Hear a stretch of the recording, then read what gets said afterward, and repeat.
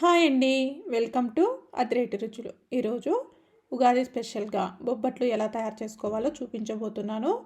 బొబ్బట్లు ఎప్పుడు చేసినా అసలు గట్టిపడిపోకుండా సాఫ్ట్గా పర్ఫెక్ట్ కొలతలతోటి నోట్లో వేసుకుంటే కరిగిపోయే విధంగా ఎలా తయారు చేసుకోవాలో చూపించబోతున్నాను. ఎప్పుడు ట్రై చేయని వారు కూడా ఇలా ట్రై చేసి చూడండి, చాలా బాగా వస్తాయి. ఇప్పుడు బొబ్బట్లకి పిండిని కలుపుకుందాం. ముందుగా ఒక బౌల్లోకి 2 కప్పుల వరకు గోధుమ పిండి వేసుకుంటున్నాను. తర్వాత ఇందులోకి 2 కప్పుల గోధుమ పిండికి 1/2 కప్పు వరకు మైదా వేస్తున్నాను. తర్వాత ఇందులోకి 1/2 టీ స్పూన్ వరకు సాల్ట్ వేసుకోవాలి. తర్వాత ఇందులోకి పించ్ ఆఫ్ పసుపు వేసుకోవాలి. పసుపు అనేది ఆప్షనల్ అండి. తర్వాత ఇందులోకి 1 టేబుల్ స్పూన్ వరకు నెయ్యిని వేసుకోవాలి. ఇలా నెయ్యిని వేసుకొని చేతితోటి ఇలా క్రష్ చేసుకుంటూ అన్నట్లుగా పిండిని ఒకసారి మొత్తం బాగా కలుపుకోవాలి. మీరు కావాలంటే ఇక్కడ గోధుమ పిండి ప్లేస్లో ఉట్టి మైదా అయినా యూజ్ చేసుకోవచ్చు, లేదా ఉట్టి గోధుమ పిండి అయినా యూజ్ చేసుకోవచ్చు. ఇప్పుడు కొంచెం కొంచెం వాటర్ వేసుకుంటూ పిండిని సాఫ్ట్గా కలుపుకోవాలి. మీరు ఇక్కడ మైదా కనుక యూజ్ చేసినట్లయితే ఉట్టి మైదా బొబ్బట్లు అనేటివి సాగుతున్నట్లుగా బొబ్బట్లు కూడా గట్టిపడిపోతూ ఉంటాయి. చూడండి, పిండి అనేది ఇంత సాఫ్ట్గా ఉండాలి. ఇలా చేతికి ఇలా అంటుకునేటట్లుగా ఉండాలి. అలా ఉంటేనే బొబ్బట్లు చాలా బాగా వస్తాయి. ఇప్పుడు ఇలా ఒకసారి కలిపేసుకున్న తర్వాత ఇందులోకి 1 టేబుల్ స్పూన్ వరకు నెయ్యిని వేసుకొని మరొక్కసారి ఇలా పిండిని సాఫ్ట్గా ఒత్తుకోవాలి. ఎంత బాగా పిండిని కలుపుకుంటే అంత బాగా సాఫ్ట్గా వస్తాయండి బొబ్బట్లు. పిండి అనేది ఇలా సాఫ్ట్గా కలిపేసుకున్న తర్వాత ఇందులోకి చివరిగా మరొక 1 టేబుల్ స్పూన్ నెయ్యిని వేసేసుకొని ఒకసారి మొత్తం పిండి ముద్దకు ఇలా స్ప్రెడ్ చేసేసుకొని మూత పెట్టి 2 గంటల సేపు నానబెట్టుకోవాలి. ఒకవేళ టైం లేదనుకుంటే గంట సేపు అయినా నానబెట్టుకోవాలి.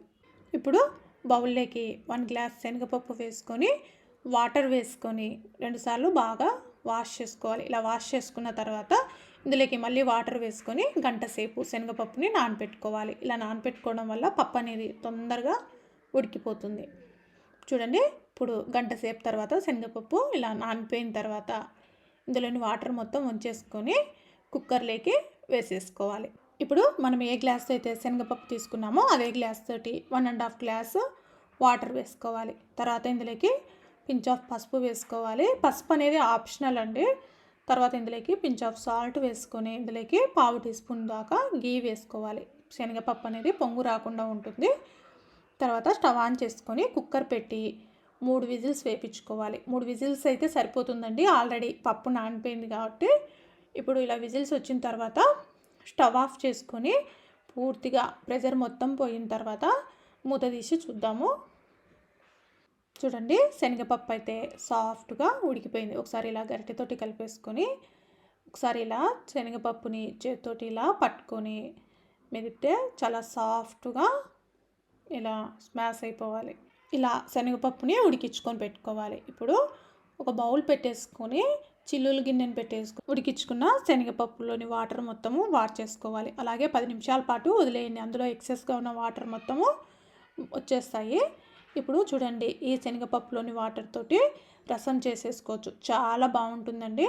ఇప్పుడు శనగపప్పు పూర్తిగా చల్లారిన తర్వాత మిక్సీ జార్లోకి కొద్ది కొద్దిగా శనగపప్పుని వేసుకొని ఇలా మెత్తగా గ్రైండ్ చేసుకోవాలి. పలుకు అనేది లేకుండా ఇలా గ్రైండ్ చేసుకున్న దాన్ని మనం దేంట్లో అయితే పూర్ణం చేసుకుంటామో దాంట్లోకి వేసేసుకోవాలి. అలాగే మిగతా శనగపప్పును కూడా గ్రైండ్ చేసేసుకొని వేసేసుకోవాలి. ఇలా మొత్తం వేసేసుకున్న తర్వాత మనం ఏ క్వాంటిటీతో అయితే శనగపప్పు తీసుకున్నామో అదే క్వాంటిటీతో బెల్లం వేసుకోవాలి. అంటే 1/2 గ్లాసు శనగపప్పుకి 1/2 గ్లాసు బెల్లం పడుతుంది. ఈక్వల్ క్వాంటిటీతోటి తీసుకోవాలి. ఇప్పుడు స్టవ్ ఆన్ చేసుకొని మనం వేసుకున్న బెల్లంని మొత్తము ఈ పూర్ణంకి బాగా కలిసే విధంగా ఇలా కలుపుకోవాలి. అక్కడక్కడ ఈ బెల్లం ముద్దలు ఉంటే ఇలా స్పూన్ తోటి నొక్కినట్లుగా చేయండి. బెల్లం అనేది ఈజీగా కరిగిపోతుంది. అక్కడే ఉండి కలుపుకోవాలండి, లేకపోతే అడుగు పట్టే ఛాన్స్ ఉంటుంది.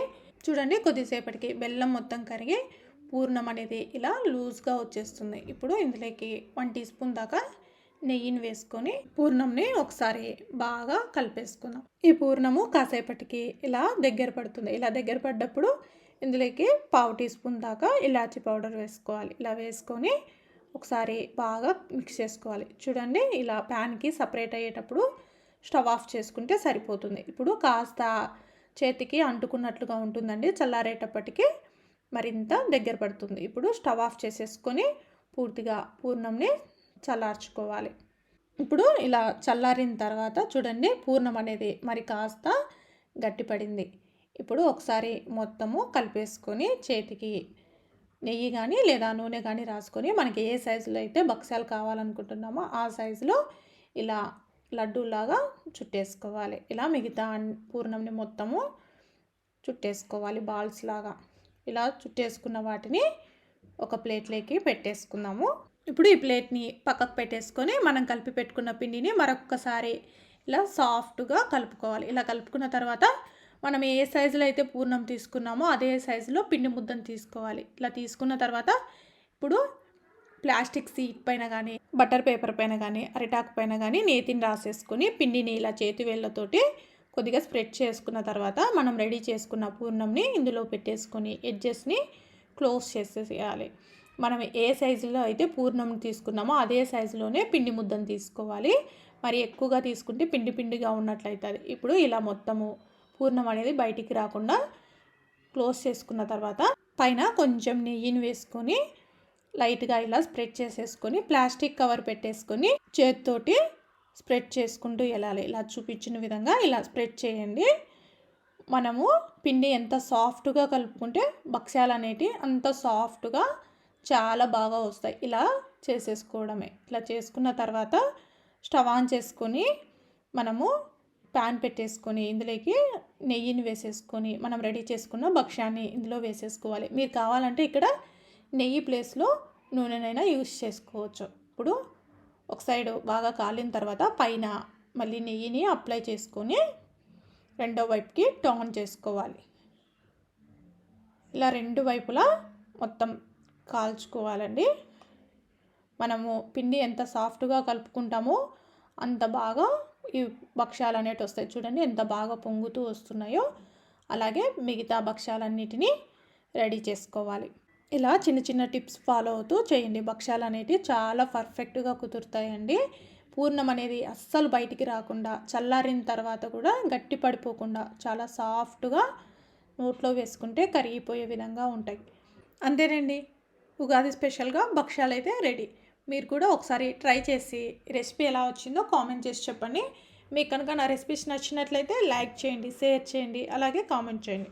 మరిన్ని రెసిపీస్ కోసం అదిరేటి రుచులు ఛానల్ని సబ్స్క్రైబ్ చేసుకోండి. Thank you everyone.